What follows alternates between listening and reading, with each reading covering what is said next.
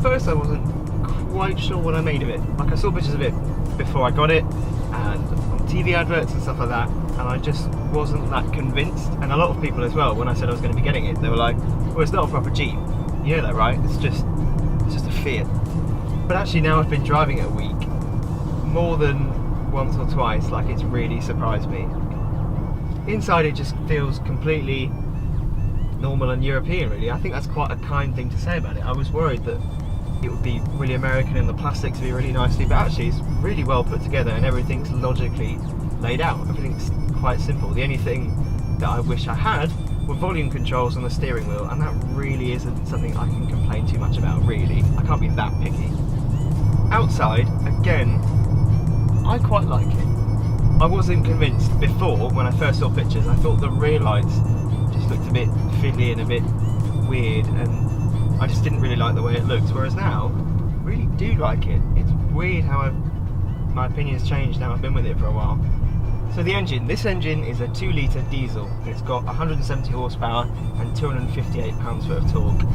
To be honest, it is what it is. It's just a normal diesel engine. There's plenty of torque, and the economy is really, really good actually. I've been surprised. I think the claimed economy figure is 47 miles per gallon combined.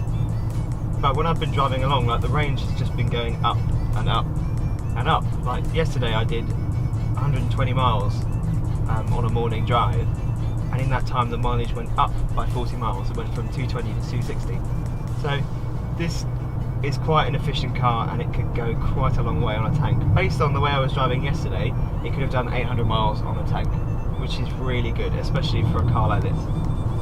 0 to 60 is 8.9 seconds, and the top speed is 122 miles an hour. Pretty much irrelevant in this kind of car, let's be honest, but that's what it does.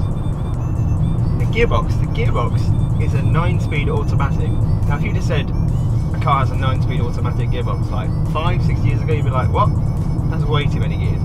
But now I'm driving it serves its purpose really well. So it makes it more economical, and it makes it faster as well, because you've got less time between every single gear and you're always in the power, whereas before you would have had to wait longer to be in that power band. And as well, the gear changes are really smooth, so it's a really easy car to drive.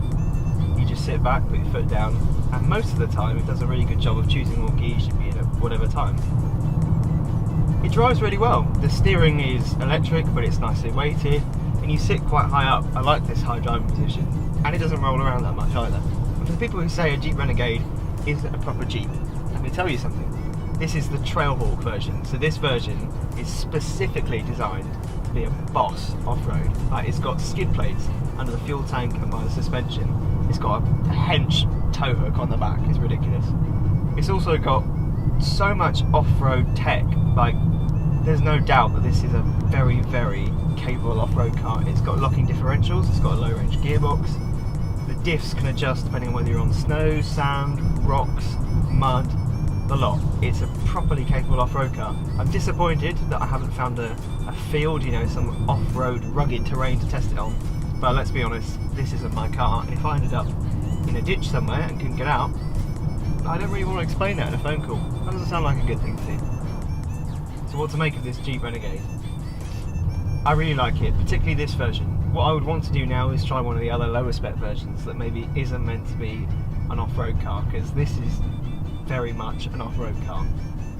It's 32 grand, which is a lot of money, but for a car that's so good, that has got so much on paper to make it a really capable off-road car, I'm not sure what else you can get for this kind of money that would be as good as this should be.